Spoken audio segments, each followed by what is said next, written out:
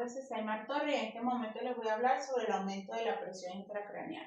El aumento de la presión intracraneal es una elevación en la presión dentro del cráneo que puede resultar de una lesión cerebral o causarla. La afección suele ser una emergencia, si no se trata puede provocar lesiones cerebrales. ¿Cuáles son las causas del aumento de la presión intracraneal? El aumento de la presión intracraneal puede deberse a un aumento en la presión del líquido cefalorraquídeo. Este es el líquido que rodea el cerebro y a la médula espinal. El aumento de la presión intracraneal también puede deberse a una elevación de la presión dentro del cerebro mismo. Este puede ser causado por una masa como un tumor dentro del cerebro o el líquido alrededor de este, o una inflamación del cerebro. Un aumento de la presión intracraneal es un problema de salud grave y potencialmente mortal. La presión puede dañar el cerebro o la médula espinal al ejercer presión sobre estructuras importantes y restringir el flujo sanguíneo hacia el cerebro. Muchas afecciones pueden causar un incremento de la presión intracraneal. Las causas más comunes incluyen ruptura de aneurisma y hemorragia subaracnoidea, tumor cerebral, encefalitis, que es una inflamación, hinchazón o inflamación del cerebro, traumatismo craneal, hidrocefalia, un aumento de líquido dentro del cerebro, hemorragia cerebral hipertensiva, que es sangrado en el cerebro debido a la presión arterial alta, hemorragia intraventricular, sangrado en las áreas llenas de fluido o los ventrículos dentro del cerebro, meningitis, que es una infección en las membranas que recubren el cerebro y la médula ósea, hematoma subdural, sangrado entre la cubierta y la superficie del cerebro, hematoma epidural, sangrado entre el interior del cráneo y la cubierta exterior del cerebro, convulsiones, accidentes cardiovascular, daño cerebral después de un paro cardíaco, coágulos en las venas del cerebro. ¿Cuáles son los signos y síntomas del aumento de la presión intracraneal? Los signos y síntomas pueden variar según las causas y la severidad, pero algunos comunes incluyen cefalea intensa y persistente, náuseas y vómitos, alteraciones en el nivel de conciencia, confusión y somnolencia, cambios en la visión como visión borrosa y diplopia, pupilas dilatadas o reactivas anormales, debilidad o parálisis en un lado del cuerpo, convulsiones. Dentro de la fisiopatología tenemos la presión intracraneal. Se refiere a la presión dentro del cráneo y es el resultado de la suma de las presiones del cráneo, del líquido cefalorraquídeo y de la circulación sanguínea dentro del cráneo. Un aumento de la presión intracraneal puede deberse a diversas causas, entre las que se incluyen un edema cerebral, que el edema cerebral es la acumulación de líquido en el cerebro, lo que puede deberse a diversas causas como lesiones traumáticas, tumores cerebrales, accidentes cerebrovasculares, infecciones cerebrales, entre otros. Hematomas intracraneales. Un hematoma es la acumulación de sangre en el cerebro, lo que puede deberse a lesiones traumáticas, aneurismas, coágulos sanguíneos, entre otras causas. La hidrocefalia es una condición en la cual hay una acumulación anormal de líquido cefalorraquídeo en el cerebro, lo que puede deberse a obstrucciones en el flujo normal del líquido cefalorraquídeo o un exceso en la producción del mismo. Tumores cerebrales. Los tumores cerebrales pueden crecer y ejercer presión sobre el cerebro, lo que puede provocar un aumento de la presión intracraneal. Un aumento de la presión intracraneal puede tener consecuencias graves, como daño cerebral irreversible, compromiso de la función cerebral, herniación cerebral y la muerte. Dentro de los métodos diagnósticos tenemos que el método diagnóstico de la presión intracraneal se puede realizar mediante diferentes métodos. Algunos de estos métodos más comunes incluyen monitorización invasiva.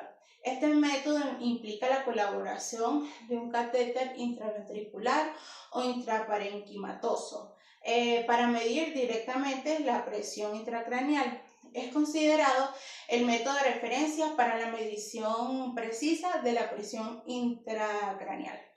La monitorización no invasiva.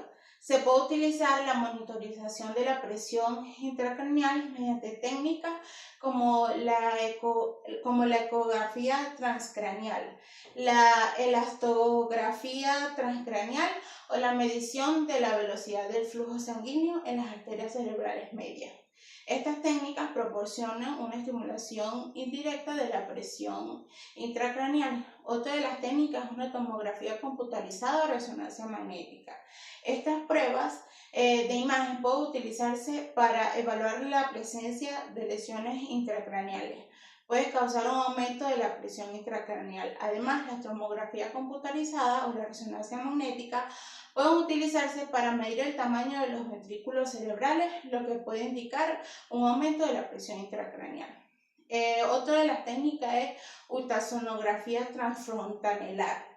En neonatos y lactantes, la ultrasonografía transfrontanelar es un método no invasivo que se puede utilizar para evaluar la presencia de una presión intracraneal. Del tratamiento médico farmacológico tenemos que depende de la causa subyacente, pues puede incluir medicamentos analgésicos, medicamentos utilizados para prevenir o tratar las migrañas, diuréticos como manitol o furosemida para reducir el edema cerebral, corticosteroides para disminuir la inflamación en casos de tumores o traumas, anticonvulsivos si hay convulsiones presentes, sedantes para mejorar la ansiedad y reducir el metabolismo cerebral.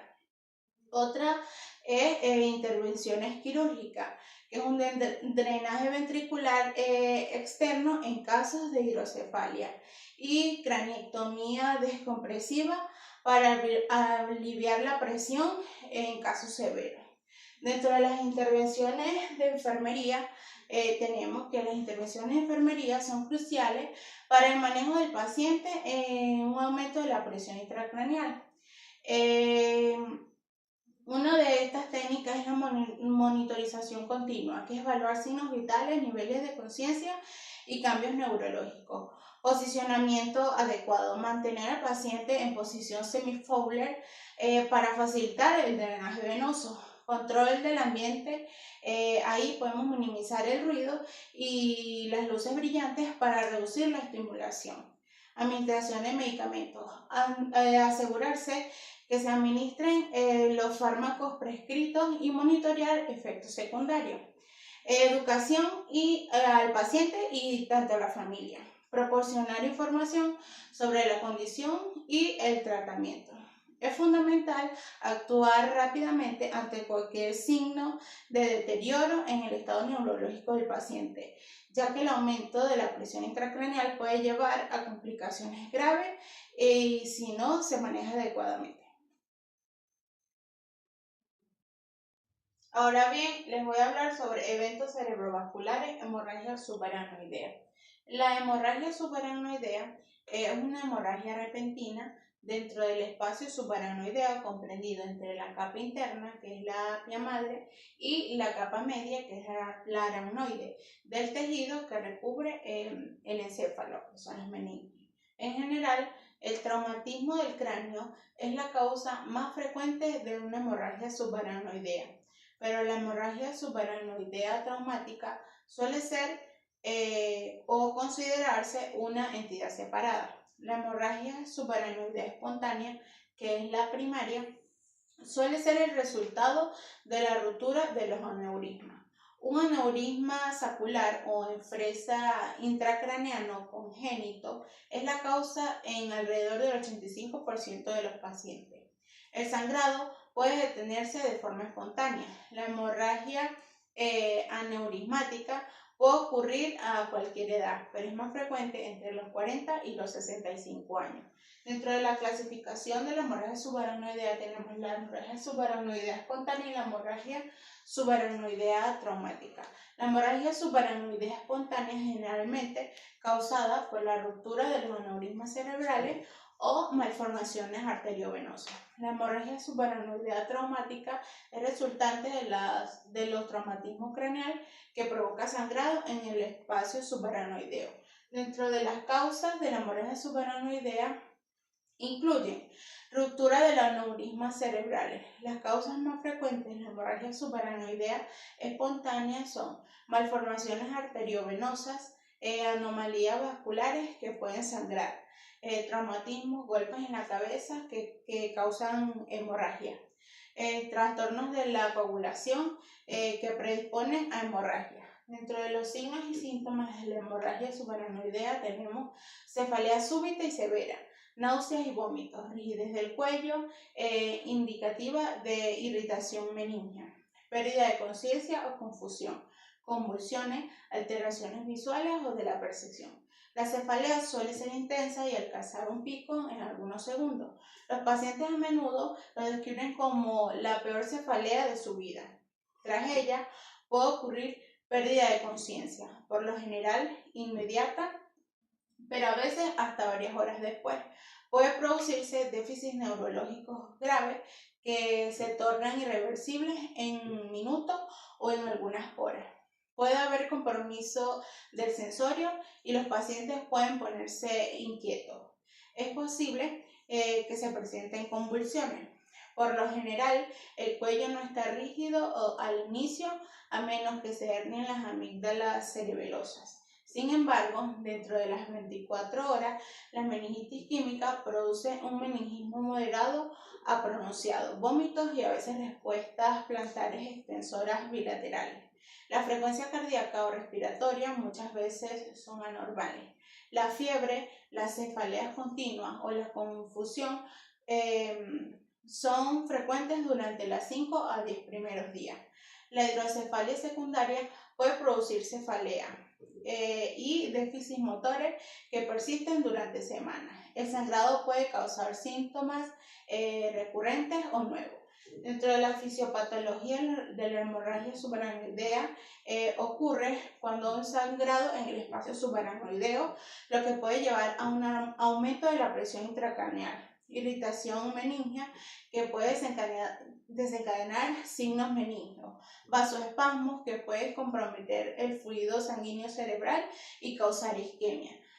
Complicaciones como hidrocefalia por obstrucción del flujo de líquido cefalorraquídeo. La sangre en el espacio subaracnoideo produce una meningitis química que habitualmente aumenta la presión intracraneana durante días o algunas semanas.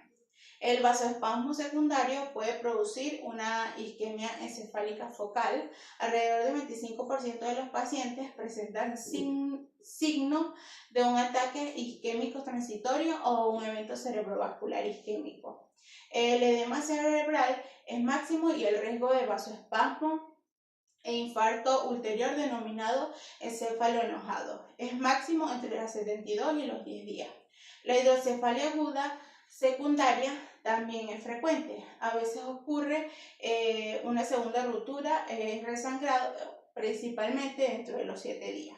Dentro de los métodos diagnósticos tenemos la escala de Fisher, que se utiliza para clasificar la gravedad de la hemorragia subaracnoidea en base a la cantidad de sangrado observado en una tomografía computarizada. Tenemos el grado 1, que la sangre está en el espacio subaracnoideo sin hematomas intraparenquimatosos. El grado 2 es la sangre en el espacio subaracnoideo con un pequeño hematoma intraparenquimatosos. El grado 3 es la sangre en el espacio subaracnoideo con hemorragia intraparenquimatosos más grande. El grado 4, sangre en el espacio subaracnoideo con hidrocefalia. Dentro de la escala de Hunt y Haas, evalúa el estado clínico del paciente en función del grado del deterioro neurológico. El grado 1 es asintomático o leve cefalea. Grado 2, cefalea moderada, rigidez del cuello sin déficit neurológico. Grado 3, deterioro neurológico leve y somnolencia. Grado 4, deterioro neurológico moderado a severo, confusión y pérdida de la conciencia. Y grado 5, coma. Dentro del tratamiento tenemos control de la presión arterial, uso de antihipertensivos para evitar el resangrado, prevención de vasoespasmos, medicamentos como nimodipino, manejo del dolor y sedación para mejorar el confort del paciente. Dentro de las intervenciones quirúrgicas tenemos clipping del aneurisma para prevenir resangrado y embolización endovascular alternativa menos invasiva. Dentro de las intervenciones de enfermería tenemos 1. El monitoreo neurológico, evaluación frecuente del estado mental y los signos vitales. 2. Manejo del dolor, administración adecuada de analgésicos según indicaciones médicas. 3. Educación al paciente y familia acerca de los signos y alerta importante del seguimiento médico. 4. Prevención de complicaciones, vigilancias para detectar signos de vasoespasmo o hidrocefalia. 5. Soporte emocional, proporcionar apoyo psicológico al paciente y a su familia. La hemorragia subaracnoidea es una condición médica crítica que requiere una atención rápida y especializada para minimizar las complicaciones y mejorar los resultados a largo plazo.